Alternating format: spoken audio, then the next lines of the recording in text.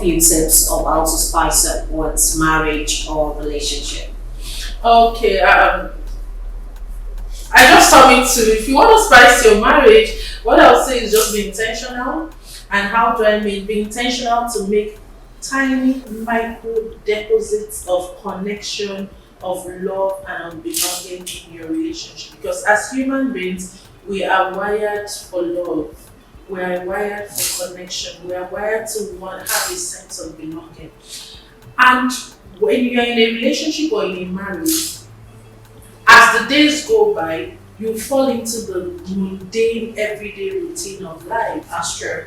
So probably when you were chasing the lady, you had all the time to spend time with her. But once you get married, you start thinking of the bills, you think of the children, you think you get. So you have to intentionally make micro deposits of love, connection, and belonging. And I like to say that the way to do it so that you don't get caught up with life is to ritualize it.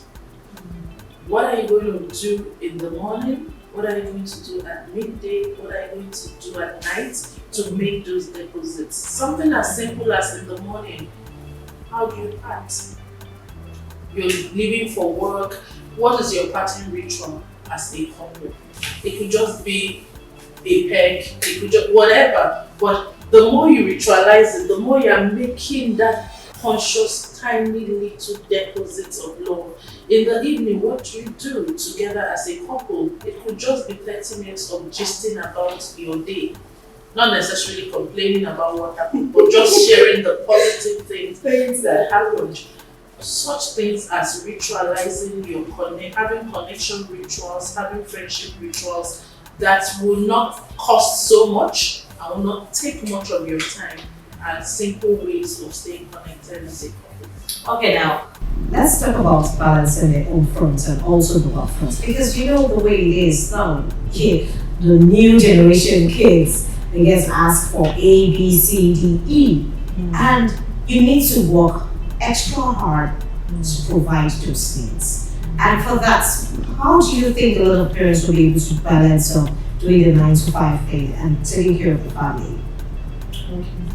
Our work as parents is not to provide all the needs of our children. We will be making a mistake and raising entitled children if we do that. Particularly where you say about them having so much needs and the parents having to work to meet the needs, it's important that even from the early age, we begin to involve our children in the family economy, where they understand. I say to people, my husband and I will have 4 kids. Our youngest is 10. My son, who is 10, knows how much it costs for him to be alive in a month, in a year. Like literally, your school fees is this, your daily allowance is this, blah, blah, blah, what it takes to put clothes on your back and all of that. So that helps him know you can't make frivolous demands because you want to substitute your school fees for the PlayStation, just that. Such that, because that is one of the challenges we're having now.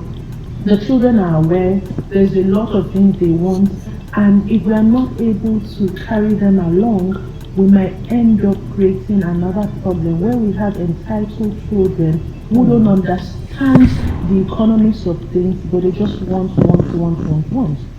At some point, the children have to go get work, even if it's holiday work, to make this money, so that when you are spending it, you know that you spend 10,000.